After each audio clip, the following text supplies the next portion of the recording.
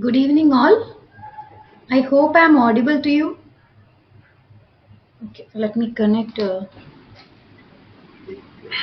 Yeah, audible. Okay, thank you. Yeah. Okay. So, good evening, all. Welcome to today's live discussion session for the NPTEL course Water Supply Engineering. I'm Reshma R, PMRF Research Scholar from Hydraulics and Water Source Engineering Division, Department of Civil Engineering, IIT Madras. So, we'll wait for 2 more minutes and then we'll start our today's session.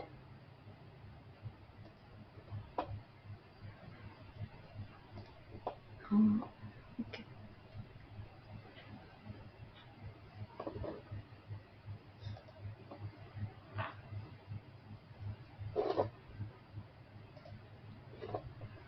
Meanwhile, I shall share my screen as well.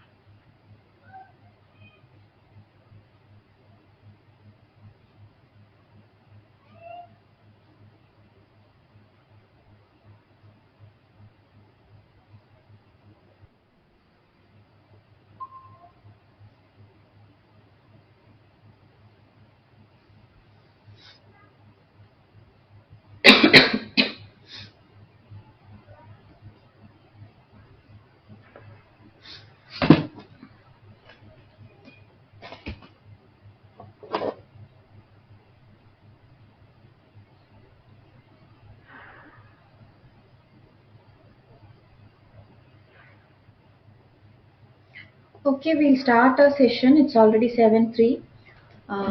So we'll start the session.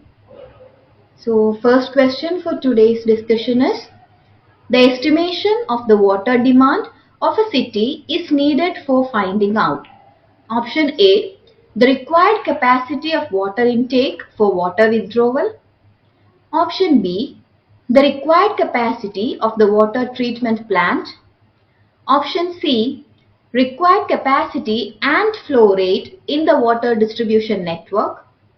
Option D, all of the above. I request everyone to please mute from your side. Otherwise, disturbances will be there in the recording as well. So, I shall take all the questions towards the end after the discussion, or in between. If you want to ask, you may please raise your hand using the raise the hand option, and then we can discuss. Okay, thank you. So, our first question is, the estimation of the water demand of a city is needed for finding out. So, it's about the requirement or purpose of estimation of water demand of a city. Why do we need to estimate the water demand of a city? So, we have three options and all of the above. So, you can put the answer in the chat box. I have joined through my mobile as well so as to see your answers. Okay, so I have got two answers as option B. Yes, so the correct option is um, option B. That is the all of the above is the correct answer. So water demand estimation is primarily required to calculate design capacities of water intake, water treatment plant as well as water distribution network. So we need water demand is the amount of water required by the population in that particular city. So when we are designing a particular water distribution network, right from the supply to the distribution up till the consumer end, we need to estimate the water demand.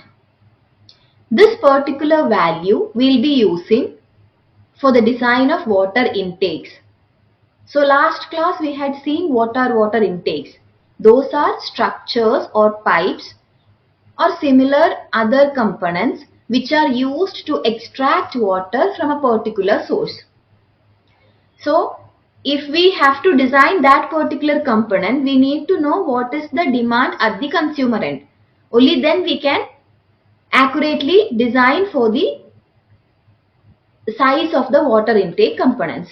Similarly, in the water treatment plant, we need adequate treatment facilities for the whole water that is coming through the water intake. Before distribution, we need to before distribution, we need to treat the water. All right.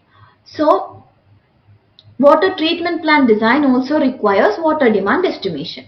Then comes the water distribution network. It consists of different pipelines, pump, all these components, valves, all these components comes in the water distribution network. So all these components, the design of their or the determination of their size also depends upon the total demand or total quantity of water that will be flowing through this network. So now if I am not considering this water demand or if I am not estimating the water demand properly, what will happen? If I am getting an underestimated value, that is, if I am calculating erroneously as a value less than the actual value, that is what is called as underestimation. Underestimation means we are estimating the value as a lower amount than what is actually there. So if that happens, what will happen? As a result, all the structures will be designed to a lower size. So it will be inadequate to carry the actual water coming. So that is the problem for underestimation. And if I am going for overestimation, for example, instead of 50 LPCD or 150 LPCD, I am considering 300 LPCD for each person. Then what will happen? I will design all the components in a larger size, which will result in an uneconomical and inefficient design. So, accurate water demand estimation is a primary factor for better performance of our water distribution network. Alright. Okay. So, now how do we calculate this water demand is the next question. So we understood that water demand is to be estimated for the design of the intake, for the design of the other components of the whole water supply system. But now we need to know what are the factors upon which this water demand depends. So the water demand depends on consumption rate as well as total population to be served. Consumption rate as well as total population to be served. That is, we calculate water demand estimation as quantity required is equal to, or the water demand is equal to, per capita demand into total population plus firefighting plus losses plus industrial needs plus institutional demand, etc. So it is the sum total of the requirement for a particular city. It includes the requirement for an individual, for an institution, for an organization, as well as firefighting and losses. All of these are considered while we estimate water demand. Okay, hope that is clear to everyone. Moving on to the second question. As per Bureau of Indian Standards, under domestic uses, the highest consumption of water is for option A, drinking and cooking, option B, toilet flushing, option C, laundry, option D, bathing. So, according to Bureau of Indian Standards or IS codes, when we consider the domestic uses by an individual, for which particular need do we require the highest amount of water? That is the question. Is it for drinking and cooking, or is it for toilet flushing purposes, or is it for laundry, or is it for bathing? So you can put your answers in the chat box.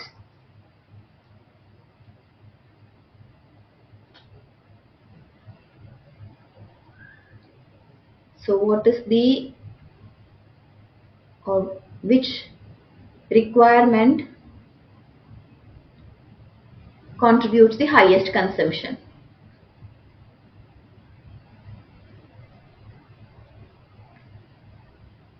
Okay, let's see the answer. The correct answer is option B, bathing, as a few of you have typed in. Okay, so as per Bureau of Indian Standards, that is IS 1172 1983, Code of Basic Requirements for Water Supply, Drainage and Sanitation, different domestic needs have been categorized based on the quantity of water required in LPCD.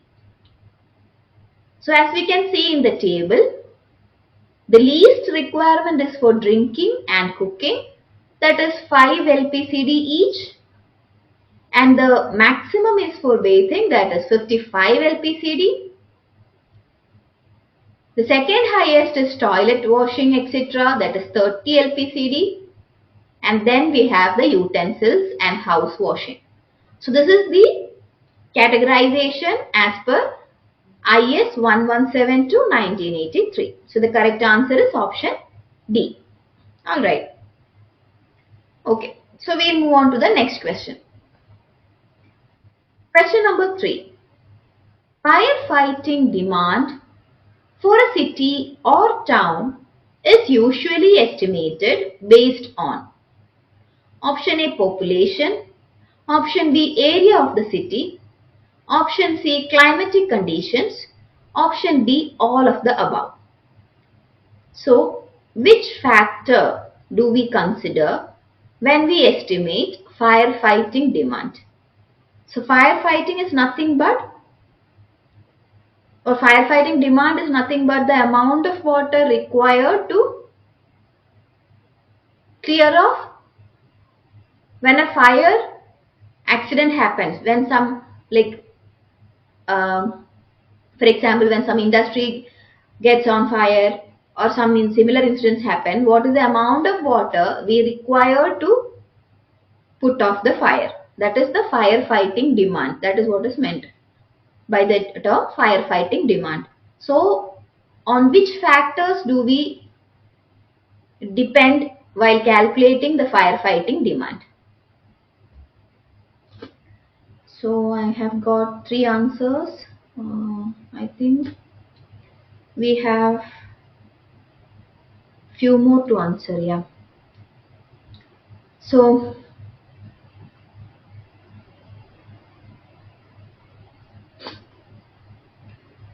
okay, so we'll see what is the correct answer. Correct answer is option A, population. That is, the different formulae that is used to compute the firefighting demand of a city is primarily dependent on the population of the city. So we have many empirical formulae as well as IS code formulas for estimating the firefighting demand. But the common factor for all these equations are that they depend upon population of that particular area. So we'll see each of those equations and considerations. So for first one, as per IS 9668 1990 clause 4.1, for a town up to 3 lakh population, it is considered as, the requirement is considered as 1800 liters per minute for every 50,000 population, with an additional 1800 liters per minute for every 1 lakh above this 3 lakh population. So if the town is having a population less than or equal to 3 lakh, then for every 50,000 of that population, we should supply 1800 liters per minute. And if the population is more than that,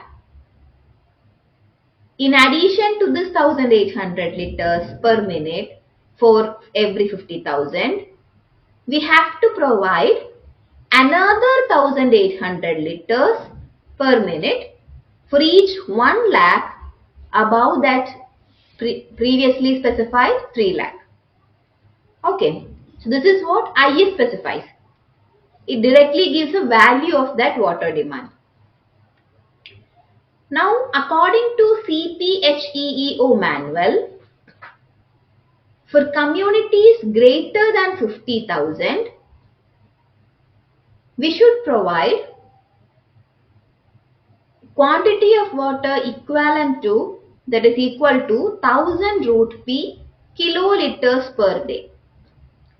So that will be the firefighting demand as per CPHEO manual.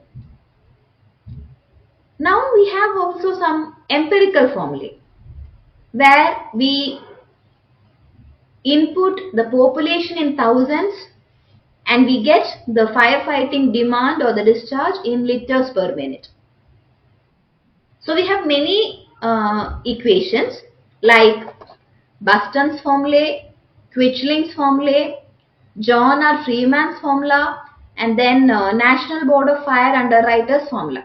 One second, someone have raised the hand.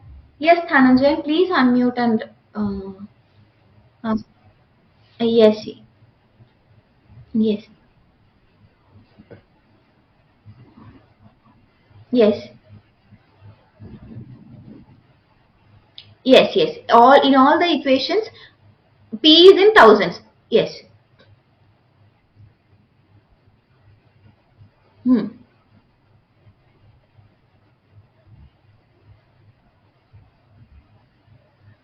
Uh, that I have a doubt. Okay, I'll just check one second because I am not sure.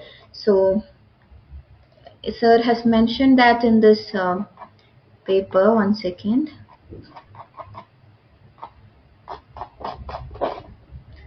Because I'm not sure whether it is thousands or not. Empirical formula is only I'm sure about. So, give me a second.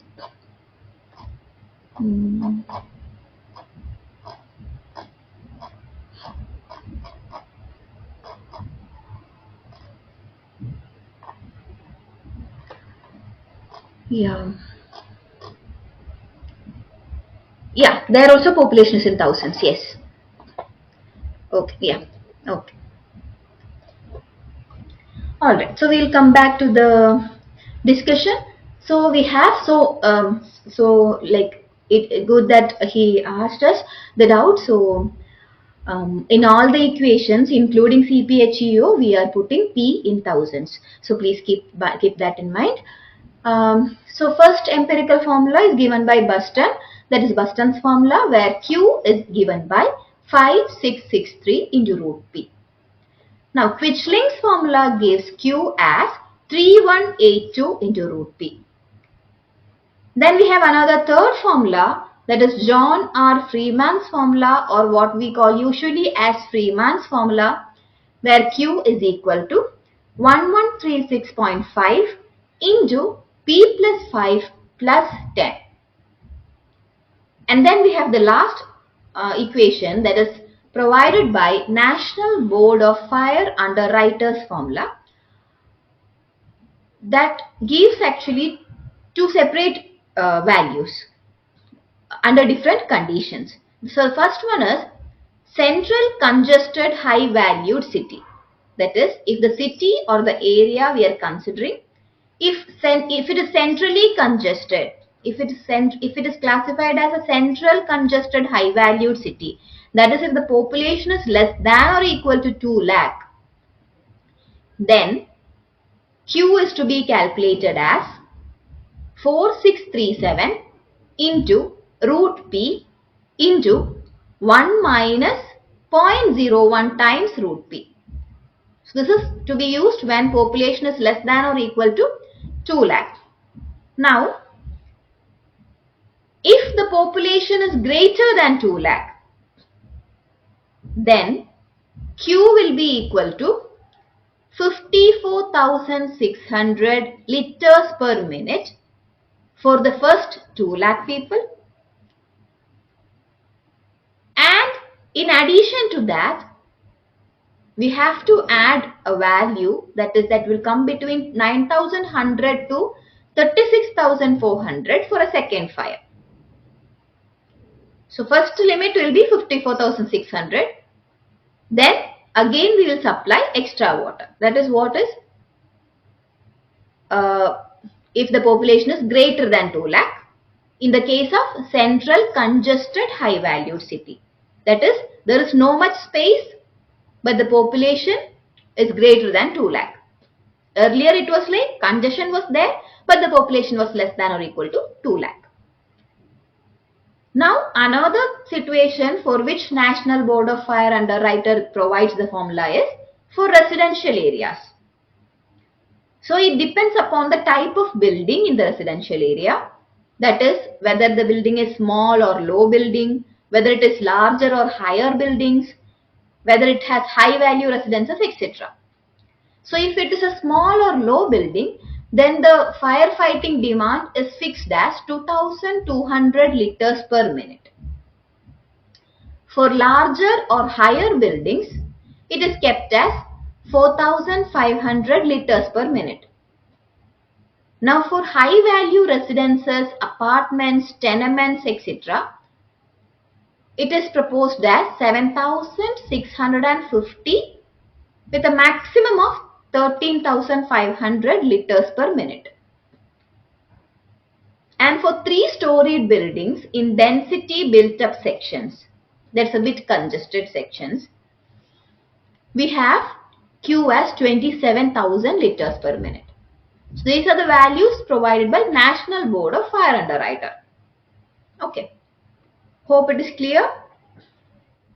So moving on to the next question, that is fourth question. For a city having population as 1 lakh, which of the following methods or guidelines, one second,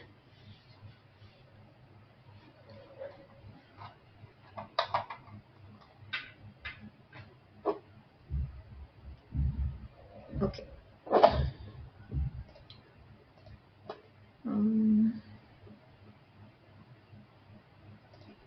Is my screen still visible?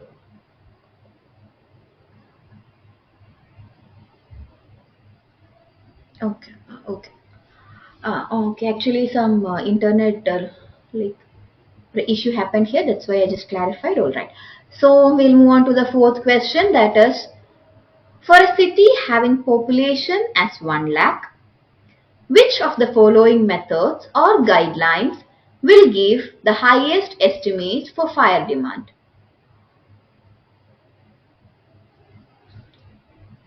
So option A, Indian Standard, that is IS 9668/1990. Option B, Quichling's formula. Option C, Freeman's formula. And option D, Buston's formula. So if we have a city with a population of 1 lakh, which of the earlier seen equations? We went through each of them. So which of them will give the highest estimate for fire demand?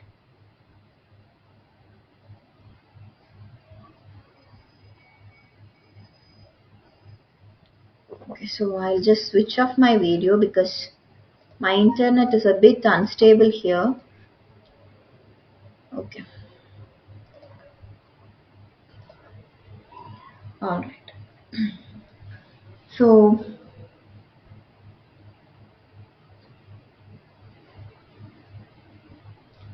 which is the right answer? Okay. I have two answers here. Alright, let's see what is the answer. The correct option is option B, Buston's formula. So it's given that the total population is 1 lakh. So we saw that in all the equations we need the population in thousands. So when we divide this by 1000 we get it as 100. So the population in 1000 is 100. Now first one is IS 9668 1990. As we saw earlier, according to IS 9668 1990, fire demand is 1800 liters per minute for every 50,000 population or part thereof for towns up to 3 lakh population that we saw earlier, right? Till up to 3 lakh population town, it's like for every 50,000 we have to supply 1800 liter per minute. So in this case we have 1 lakh. That means we have 250,000 populations. So we have to supply in total 1800 into 2, that is 3600 liter per minute if we are following IS 9668 1990. Now we'll check each other formulas. So as per Quichling's formula, fire demand is given by 3182 into root P liter per minute. So that is 3182 into root of 100. That is 31820 liters per minute. Moving on to the next formula, that is Freeman's formula. The fire demand is given by this equation, that is 1136.5 into P by 5 plus 10. So when we substitute P as 100, we will get the value as 34095 liters per minute. So obviously Freeman's formula gives a greater value. Now we have one more formula, that is Buston's formula. That gives fire demand as 5663 into root P liters per minute. So we have 56630 liters per minute, which is the highest among all the other values. So the answer is option D. Buston's formula provides the highest value for fire demand of 1 lakh population city. Hope that is clear till here. Moving on to the next question. As per CPHEEO guidelines, the recommended per capita demand for water supply is lowest for option A, metropolitan cities with a piped water supply and existing or contemplated sewerage system. Option B, towns provided with piped water supply but do not have a sewerage system. Option C, cities provided with a piped water supply and existing or contemplated sewerage system. Option D, recommended water supply is the same for all of the above. So for which of these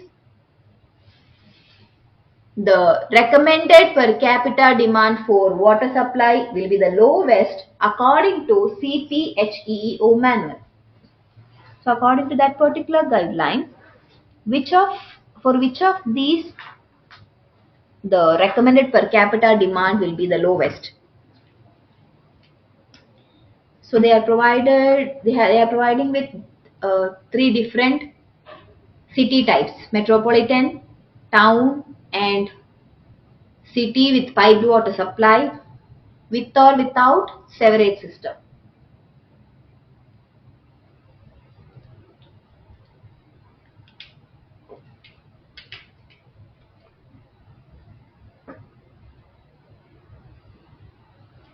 So which is the correct option?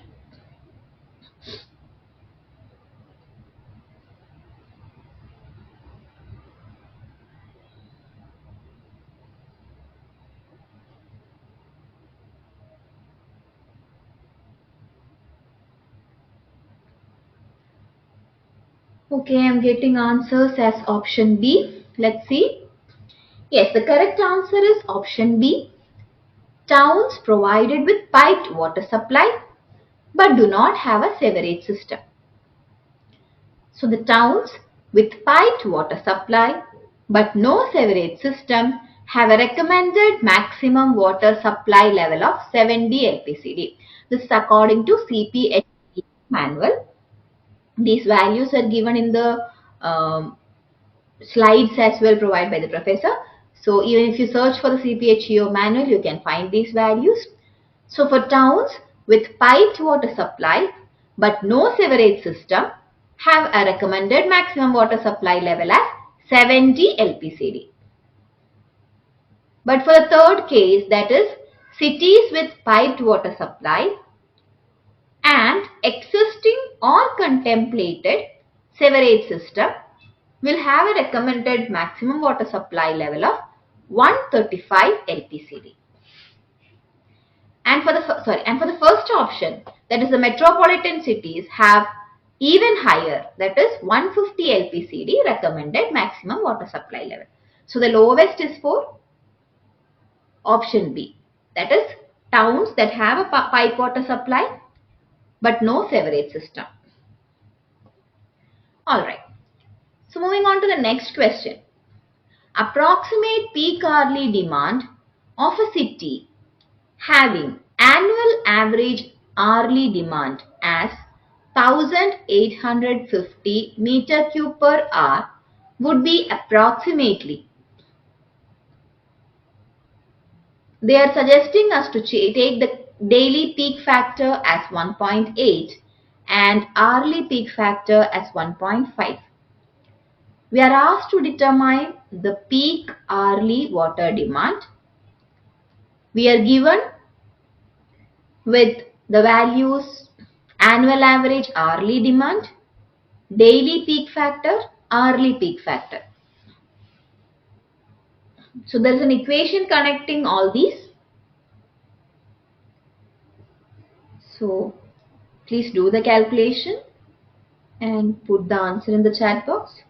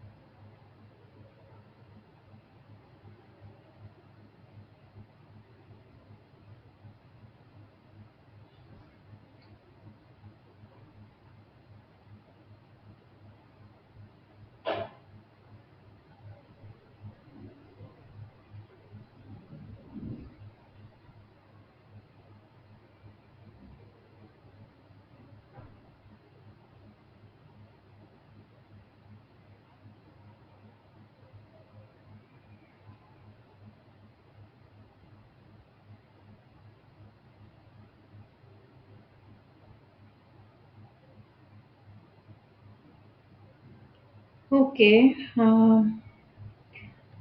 I've got some answers. All of them have mentioned option A.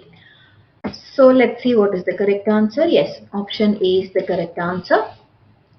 So we are given peak or maximum hourly demand. We know that the equation for peak or maximum hourly demand is given by 1.5 into 1.8, that is the peak and hourly demand factors into annual average hourly demand. Or we can directly use the value 2.7 also. 2.7 into 1850. That 1850 is the annual average hourly demand that we are provided with. 2.7 is the product of hourly and daily demand factors. So it comes out approximately as 5000 meter cube per hour. Hope that is clear to everyone. Moving on to the next question. Question number 7. Which of the following is certain to cause an increase in the population of a city? Option A, migration. Option B, annexation. Option C, both A and B. Option D, death rate. So which of the following factors will certainly lead to increase in population?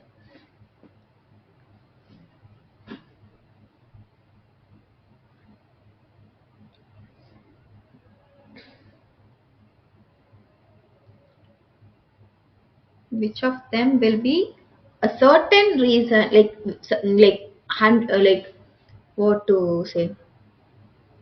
If this particular process happens, definitely the population will increase. It's not like it may increase or decrease. It's like definitely it will increase. Which of them? Is it migration? Is it annexation or death rate or both A and B?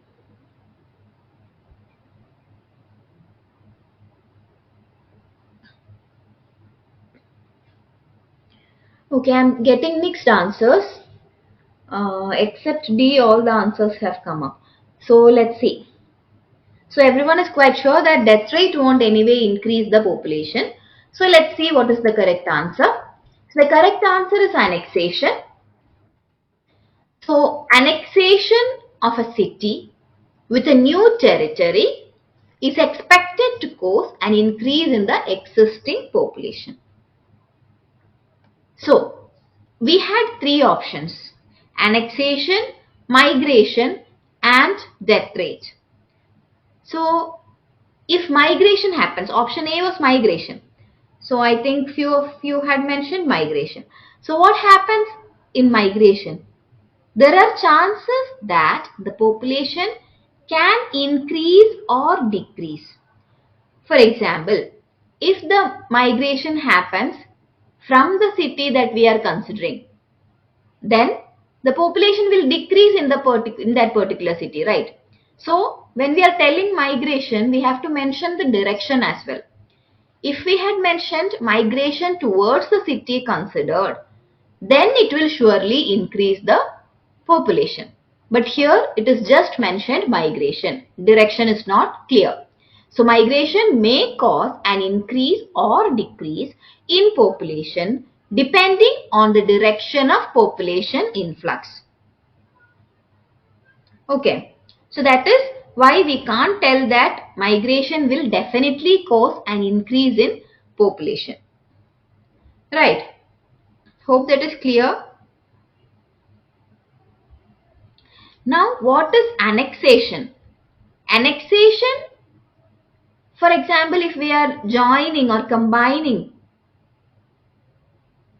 or if we are making a city together with a new territory, then that can increase the existing population because the city is getting more population from the other territory as well. Now, another factor which is not given in the options that can definitely cause increase is birth rate.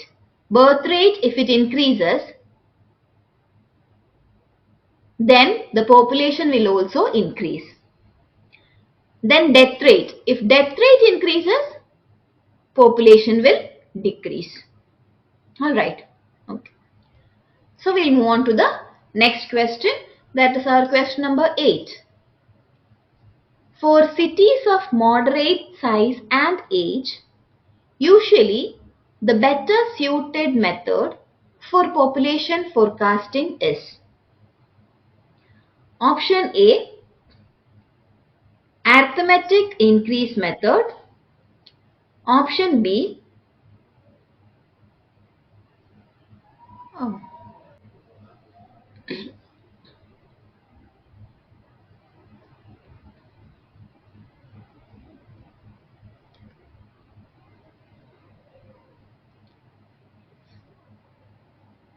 from which point did you lose the screen?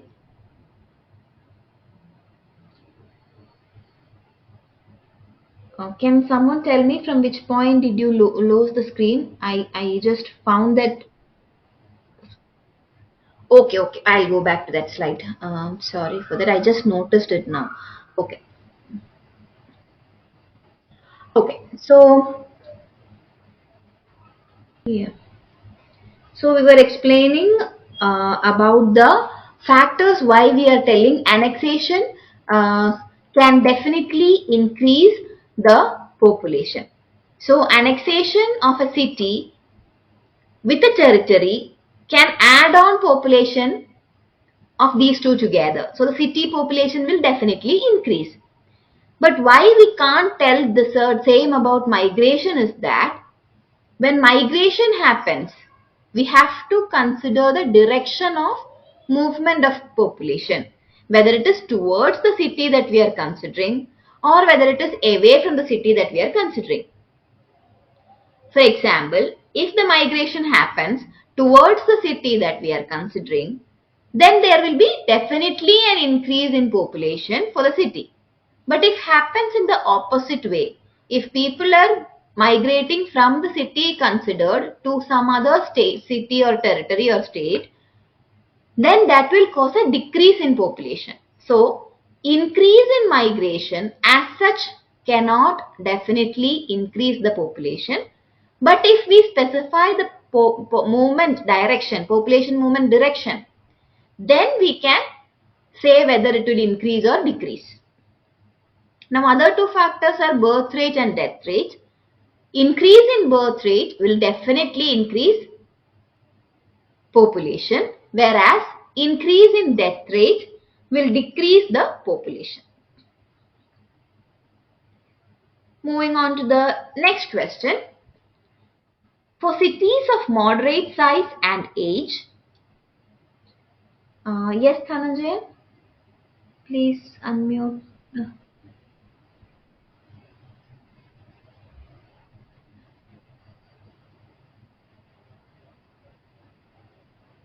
Yes, yes, yes, yes.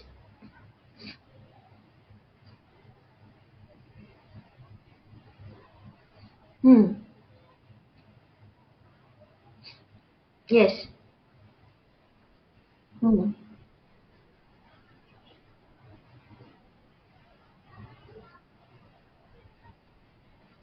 Yes.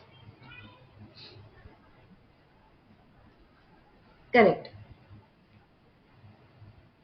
Hmm. Hmm. Hmm.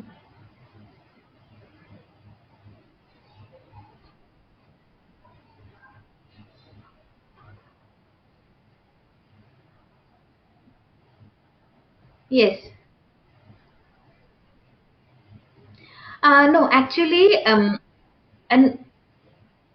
that actually what we do is we will extend the system, existing system, we will extend because in city like Chennai, it is not actually a planned city. Like most of the Indian cities are not a planned city. So what happened there is what we have done is we are expanding the city and its components, including the water supply system, as and when we need it. It's not like uh, what you call perfectly designed system. It's like just extending upon the existing ones. But if we consider cities like yeah, if yeah, so please continue. Hmm. Hmm. Yeah. Yes.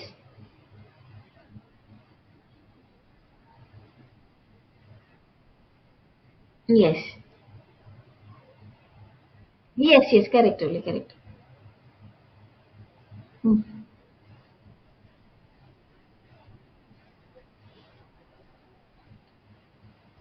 Actually, what we do when we design the water supply projects is we'll first consider a particular area for which we are designing. It can be a whole state, it can be a whole district, it can be a whole like sub area, but that depends upon the requirement of that particular instant. For example, if we are going to design a new system for a panchayat or a local body, we'll consider the population of that particular area and then we'll forecast it for a 30 years. Usually water supply systems are to be designed. I'm not telling that that is happening, but they are to be designed. In theory, they have to be designed for 30 years forecasted population, so that we can be safe for at least 10-15 years. Okay, so whenever we are designing, we'll consider where we are designing or for which area we are designing, and that population only we'll consider. If it is for a sub area in a state or a district, we'll consider the population of that area. I hope I have answered the question. Um, uh, yes. Hmm. Okay.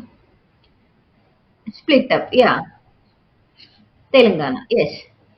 But the yeah. So. Hmm. That is that there the problem is already water supply system has been laid. Now only the management is there. So what they will be do, like what they have to do actually is, like in many places disputes happen because of this only, because the system is already laid, so the source and treatment plants, everything will be already fixed, and these are not things which can be transferred to one place to another. They are permanent ones. So what they can do is, already existing ones they should manage in a combined manner, and if both the states need extra requirement, if they have an extra requirement, only extension parts they themselves can design with separate water authority networks. But the existing ones they can't mix up, because it's like already they have been laid. We can't remove them because they are already laid underneath the ground, or the city have been built upon that. So that will be a difficult situation. So yeah, okay, thank you. So we'll move on, like come back to our question number 8. That is, for cities of moderate size and age, which will be the best suited method for population forecasting? Option A, arithmetic increase method. Option B, incremental increase method. Option C, exponential increase method. And option D, geometric increase method. So we have many, like almost 10 methods for population forecasting. So as we were discussing just now, we'll design every time for a forecasted population for around 30 years ahead. So, in like which of these methods are suitable for a city of moderate size and age?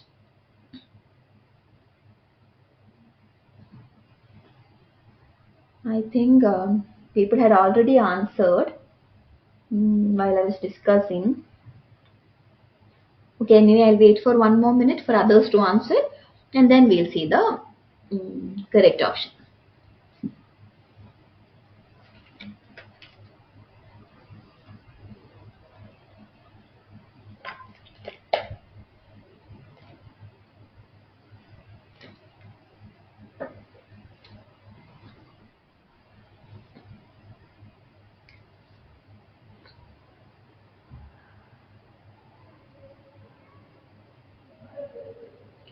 Okay, so we'll see what is the correct answer. Correct answer is option B, as many of you, oh no, I think some of you had answered option A also. Okay, so but the correct answer is option B, incremental increase method. So incremental increase method of population forecasting is suitable for cities of moderate size and age. So you can refer to the slide 51 of lecture module 2. One second.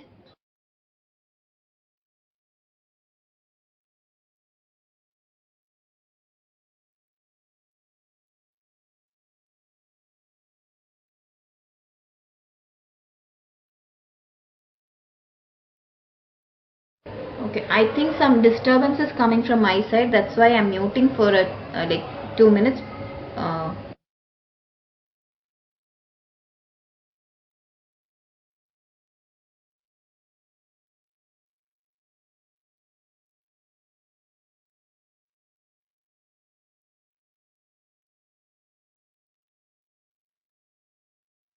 Alright, so incremental increase method is the best suited one for a city of moderate size and age.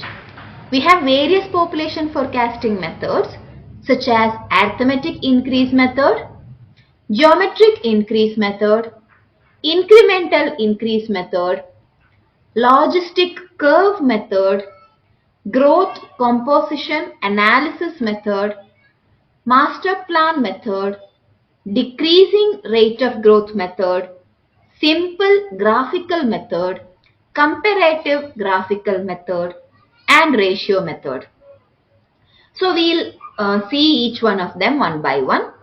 So first one, for that I have took the same slides from professor's lecture so that the notations and all won't get confused.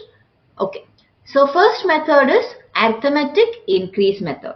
So the assumption used in arithmetic increase method is that population increases at a constant rate.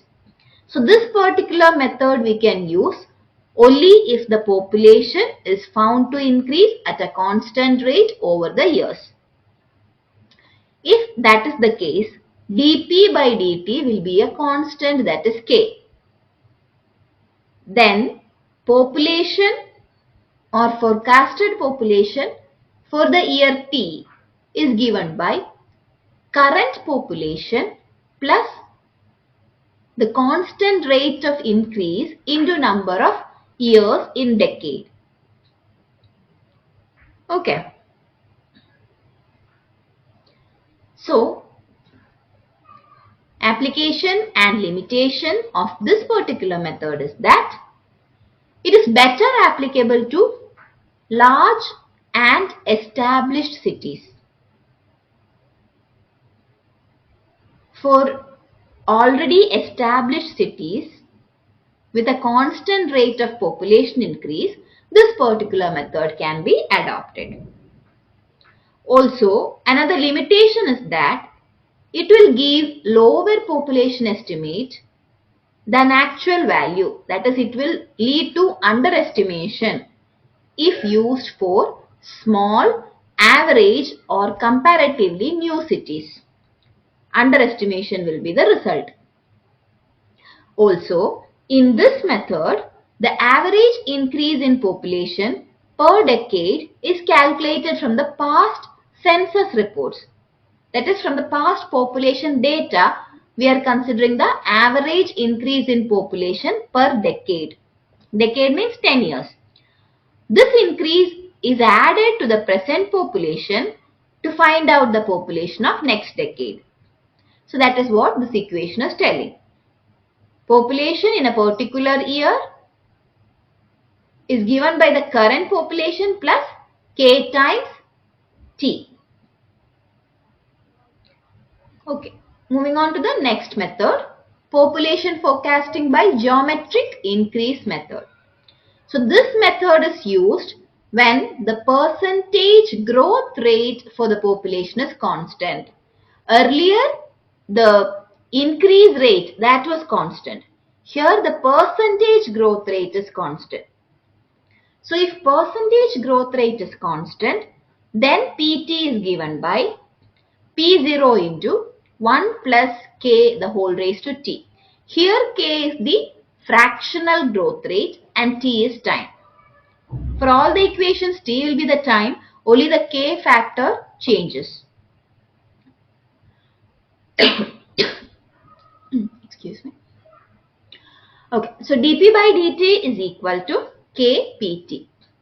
This is the percentage growth rate, that is the constant value when we have to use geometric increase method.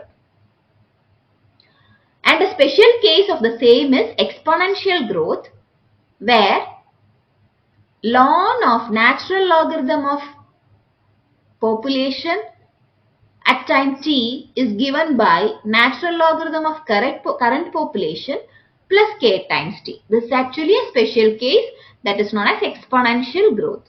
So if it is the normal one, it is this particular equation that we need to use for geometric increase method. Now, where do we apply this geometric increase method? It is best suited for new cities with unlimited scope of expansion. This is adopted when the city is new with unlimited scope of expansion. Now, the limitation is that it may produce too large results for rapidly grown cities in comparatively short time. So, if the city is rapidly grown, then this should be used with caution. And how do we calculate the population? This is also based on the population data from previous census reports. Here the increase in population per decade is added to the present population. So what we are doing here, the growth rate we are considering it as the percentage wise, it is a constant.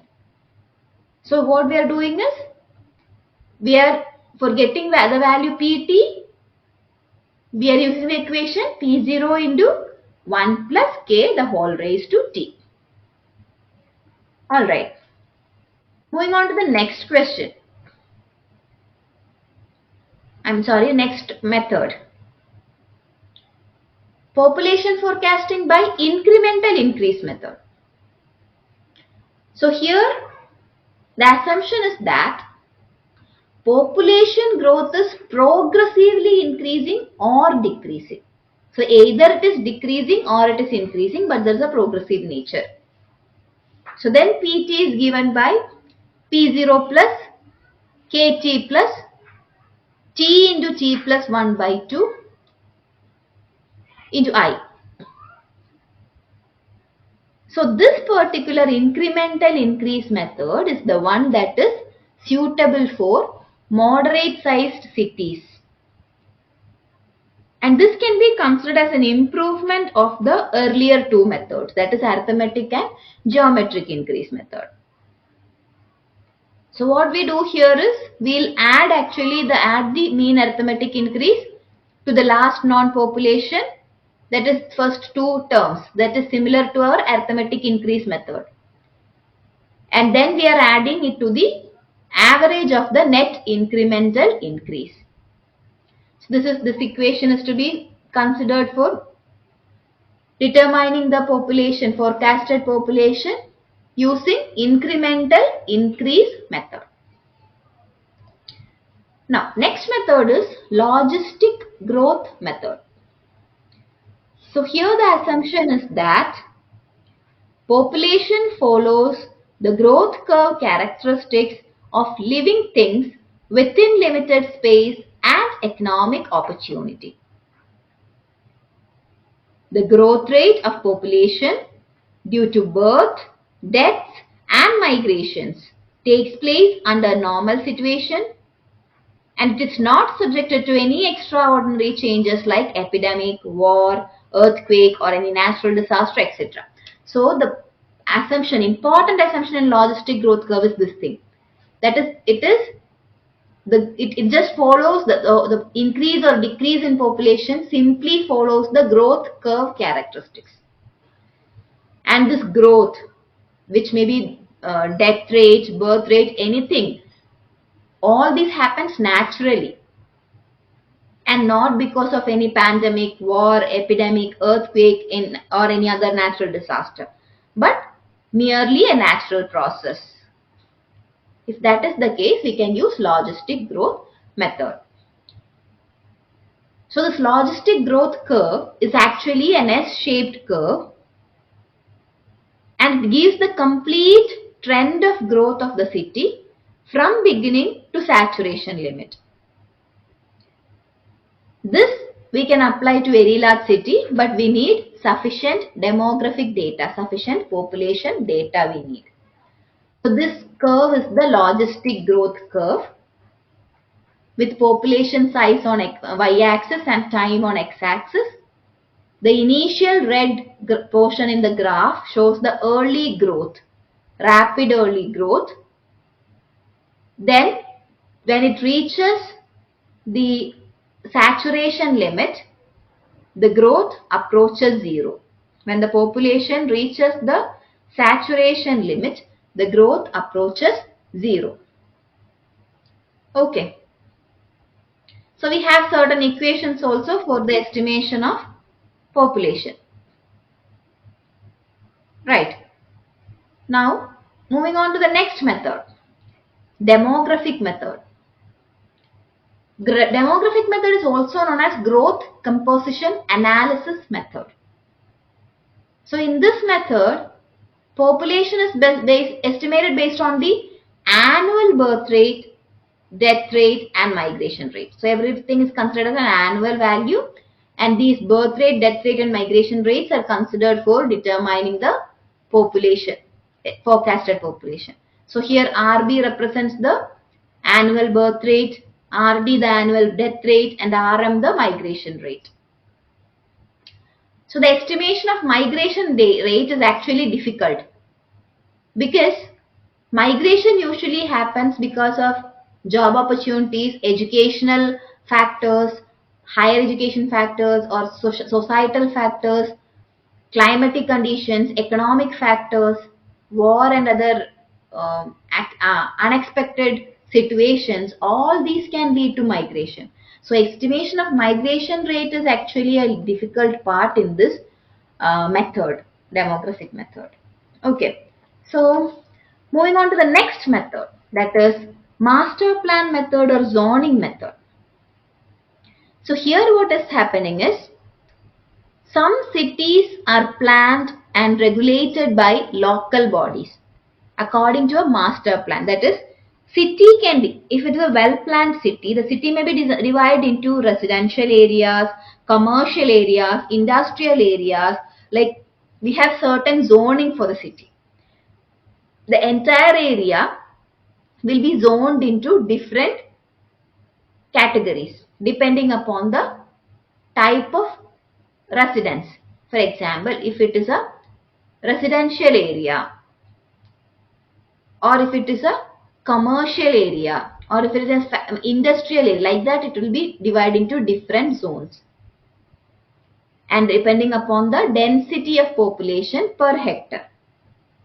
So, where a master plan containing land use pattern and zoning regulations is available, if we have that master plan, and this master plan will be available only for planned cities. So then, if it is available, then the anticipated or forecasted population can be based on ultimate densities and permitted floor space index provided in the master plan, because already in the master plan it is specified that this is the maximum allowable population. So depending upon that, we can decide the forecasted population. This method will give you precise value for the design population.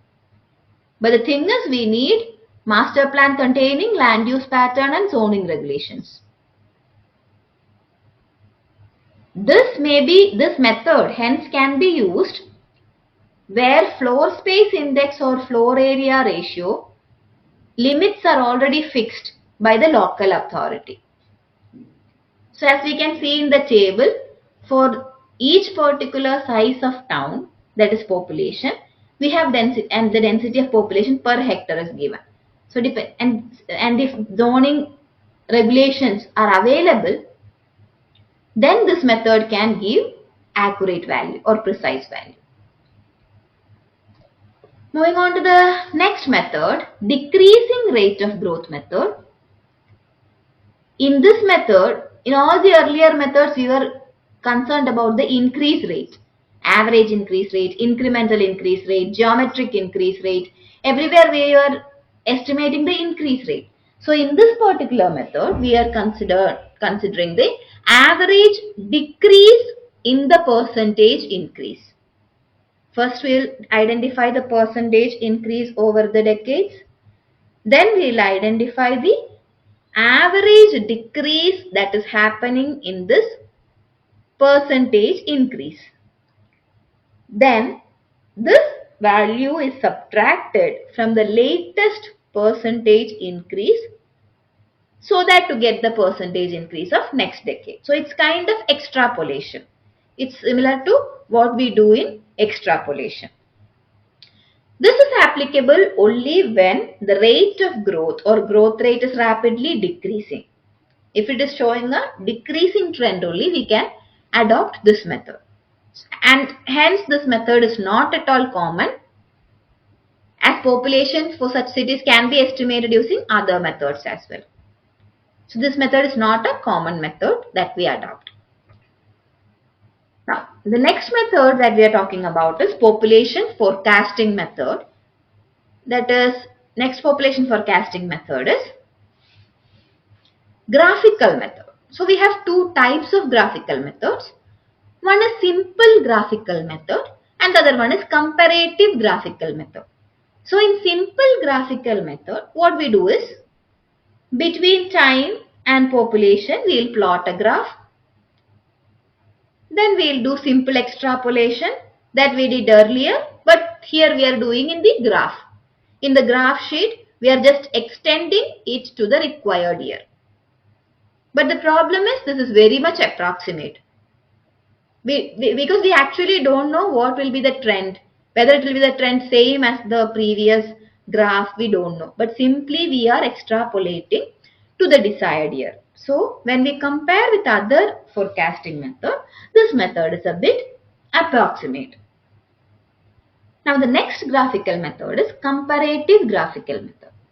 So in this method, the cities having conditions and characteristics similar to the city whose future population is to be estimated are selected. That is, we will select two cities with similar conditions and characteristics. Then we will assume that our concerned city will develop in a similar way as that of the other city which we are comparing with. Again, this is also a rough approximation, because there is no surety that the development and the trend can be the same as the other city. There are many factors that govern the growth of a city. So, the next method in population forecasting is ratio method. In this method, what we do is, we'll consider the local as well as country's population for the last 4 to 5 decades, and then we will calculate the ratio of local population to country's population or national population.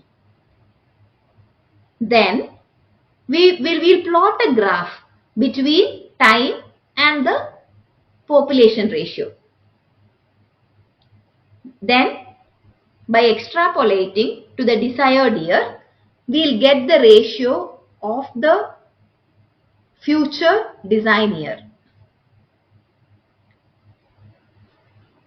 Once this value is obtained, we will multiply it with the expected national population for the design year, and we will obtain the required forecasted local population.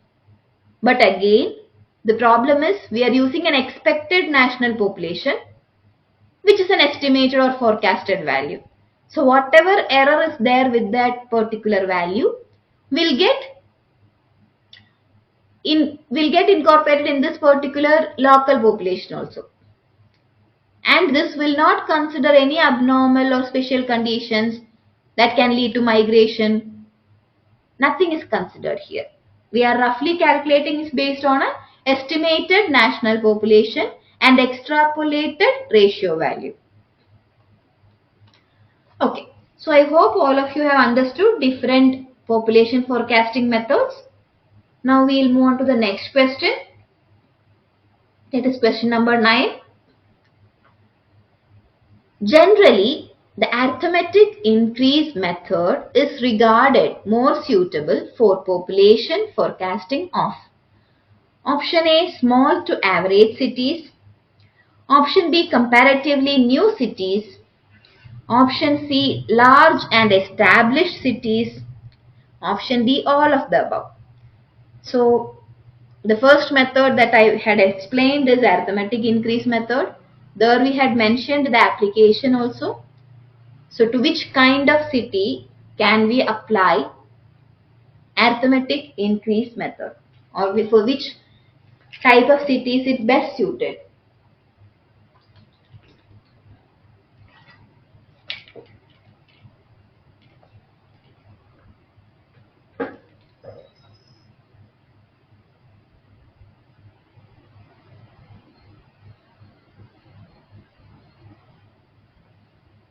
Okay, so we'll see the answer. Yes, correct answer is option C.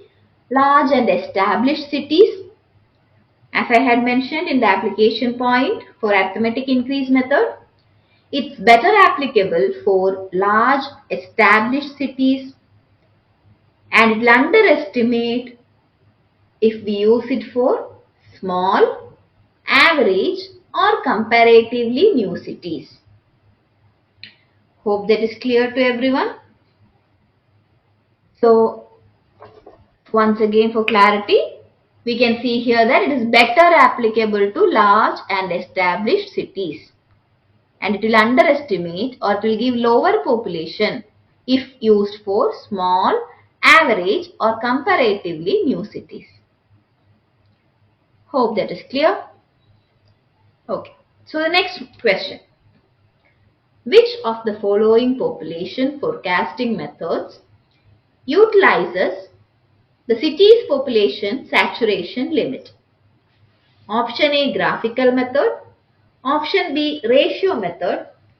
Option C, incremental increase method. Option D, logistic growth method. So which of the following population forecasting methods utilizes the city's population saturation limit?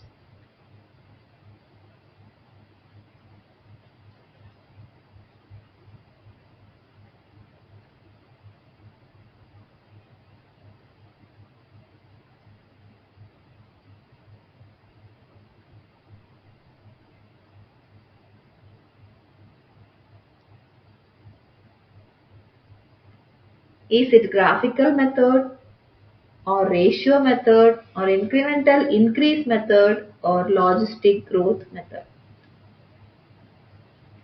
Where did we see the population saturation limit?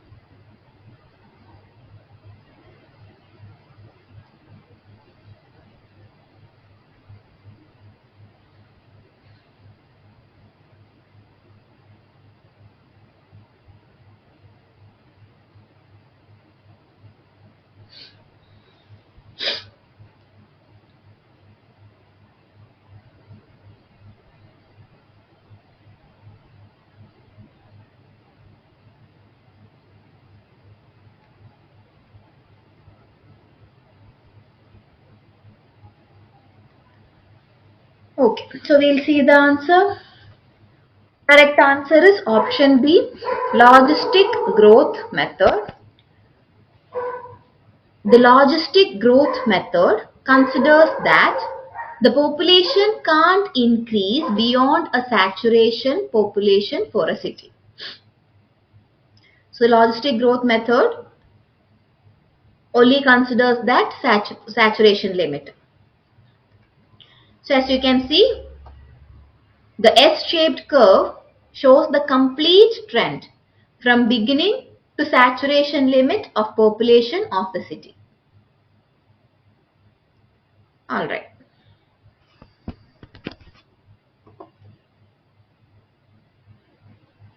So this is the saturation value is also mentioned here.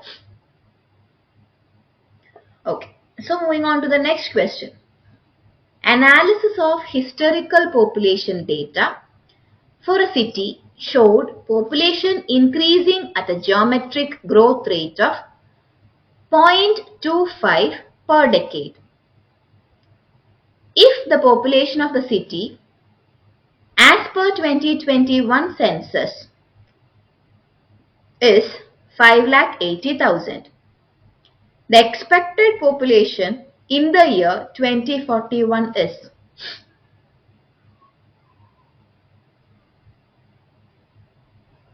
option A 9,07,000, option B 14 lakh 50,000. Option C 15 lakh 50,000.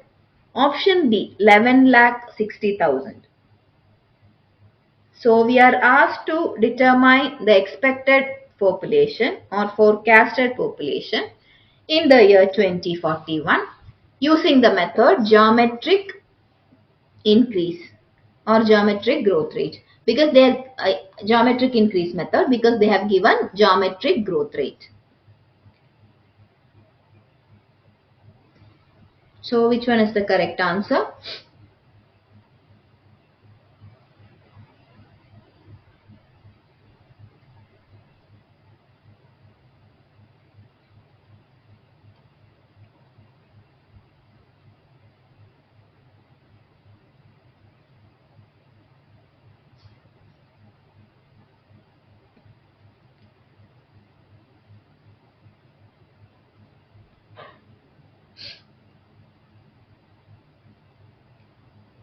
Okay, I'll give I'll wait for another 1 more minute so that everyone can complete the calculation.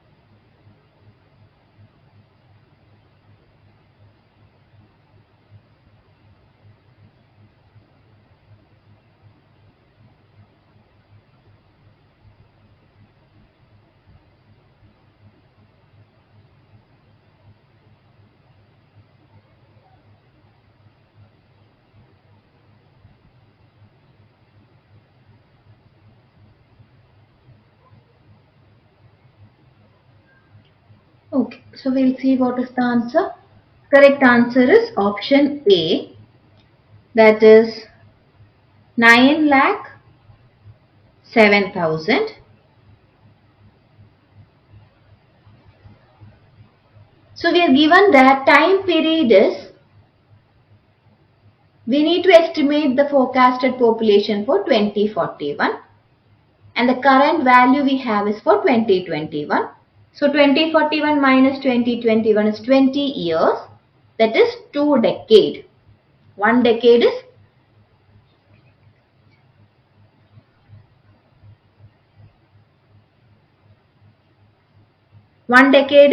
10 years. Right. So geometric growth rate, it's already given as 0.25. So by geometric increase method, we have forecasted population for the year 2041 is equal to, sorry for that, this actually,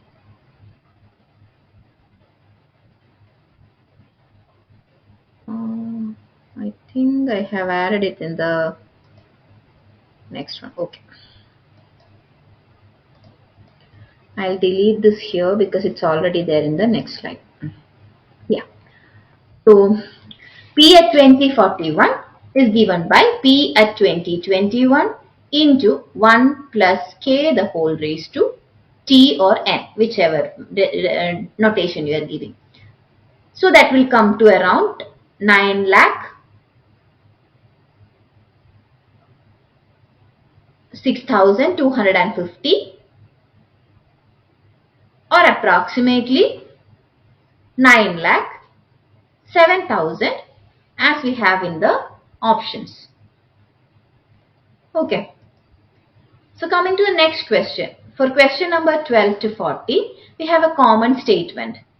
That is, a water supply system is proposed for a city to serve till 2051. per the census, the city's population in 1981, 1991, 2001 and 2011 was 40,000, 62,000, 93,000 and 13,600 respectively. So based on the given data, answer the following questions. So the first question is, the forecasted population for the year 2051 using arithmetic increase method is. So we need to propose the water supply system for 2051. It should work till 2051. We have cities population for the year 1981, 1991, 2001 and 2011. We are asked to use arithmetic increase method. So here we don't have options for this question. As you have been already seen, you must have seen in the assignment, we have last few questions without options where they are numerical types. You have to fill in the value. So this question is type of numerical problem without options. So please type the answer in the chat box and then we will see how to solve this.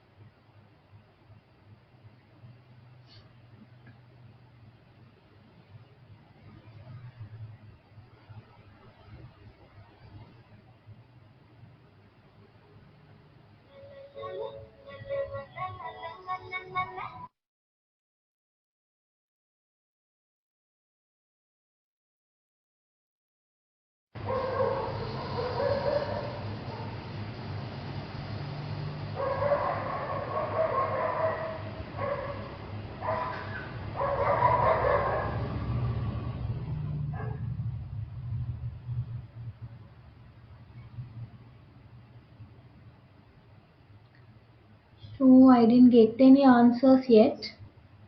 You can type the value itself in the chat box. It's simple problem.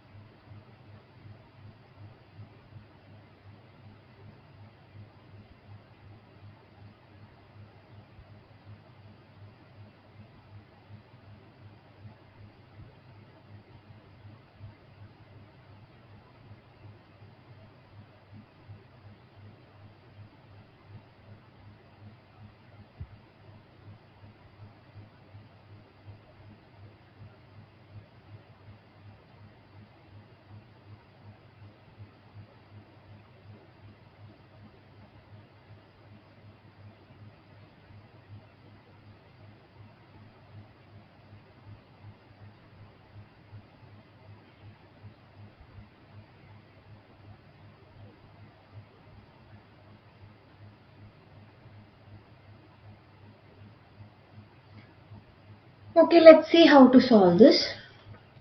So the answer is 2,64,000. So here n is equal to 2051. That is, the water supply is proposed to work till 2051. So 2051 minus 2011, that is the latest year for which the population is available. So 2051 minus 2011 by 10, so that we can get the value in decades. So N is equal to 4 decades here. Now arithmetic growth rate K. In order to determine that, I have provided a table here. First column is the year 1981, 1991, 2001 and 2011. Second column we have population in thousands. That is the given population I have divided by 1000. And third column we have population increase, that is also in thousands. So arithmetic growth rate will be the average of the total population increase over each decade. For example, for the first decade, the population have increased from 40 to 62, that is 22 increase. Increase of 22 is there. Similarly, next we have 31 and 43. So average of this, that is 32, is the arithmetic growth rate. Now substituting in the equation for arithmetic increase method, we have population in 2051 as 2,64,000. Hope that is clear. Moving on to the next question. The forecasted population for the year 2051 using the incremental increase method is. So the values are same. We need to use incremental increase method. Values are same. Please calculate using incremental increase method.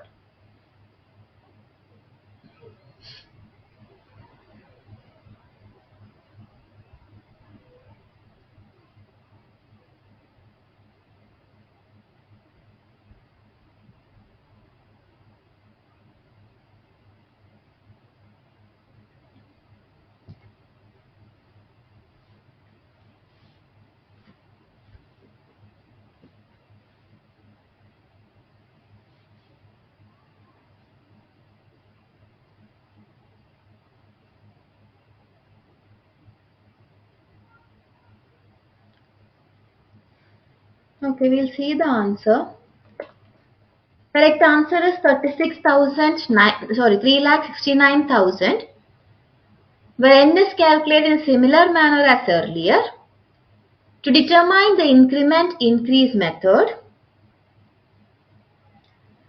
earlier we had calculated till the population increase. Now what we are doing is, we will estimate the incremental increase per decade. That is, what is the increase? What is the increment that have happened in the increase? That is difference between the population increase. So we'll get it as 9 for the first decade, then we have 12. So average of this will give you the incremental increase rate or incremental growth rate. That is 10.5. Substituting back in the equation for incremental increase method, we have the population forecasted for the year 2051 as 3,69,000.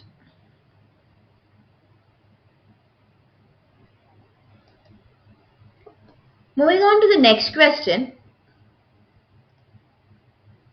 If per capita water demand is taken as 135 LPCD for design, the average daily water demand in MLD in 2051 based on population estimated by incremental increase method would be.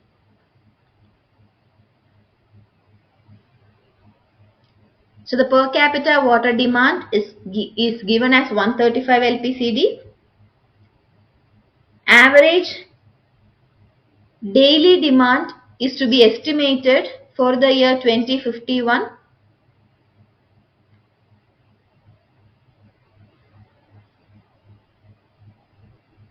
And we have to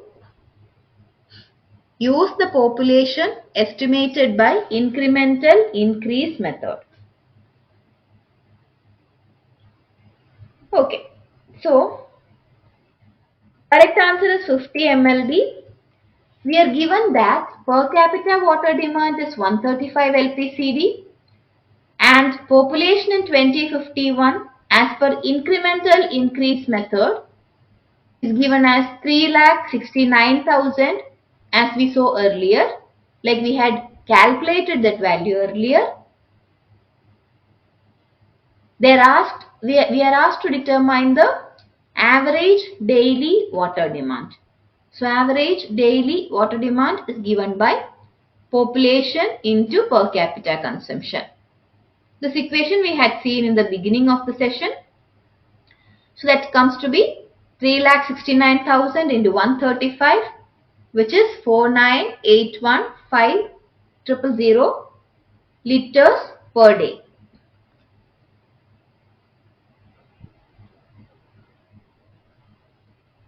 Or approximately 50 million liters per day. So here we come to an end for the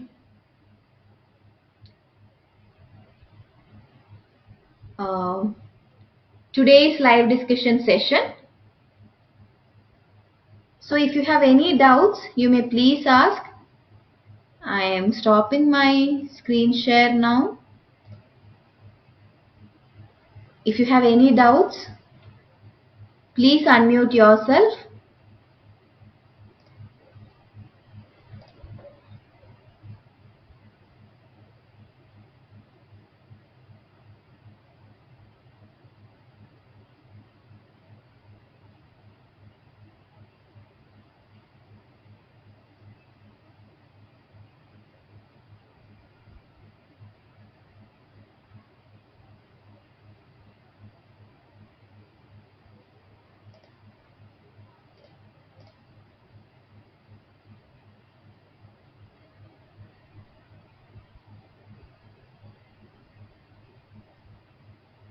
Okay, if there are no doubts, then we can close the session for today and we'll meet again next Tuesday, 7 to 9 p.m.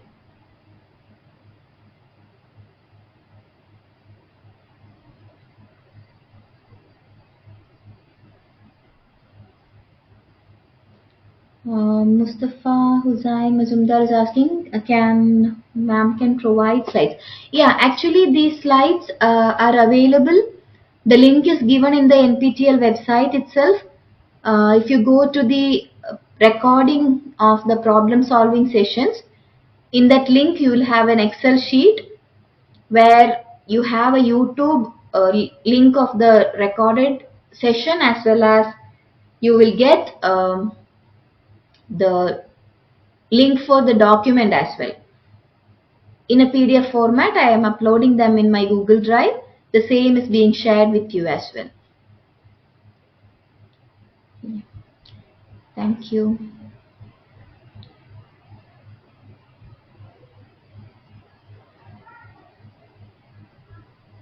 Any other doubts?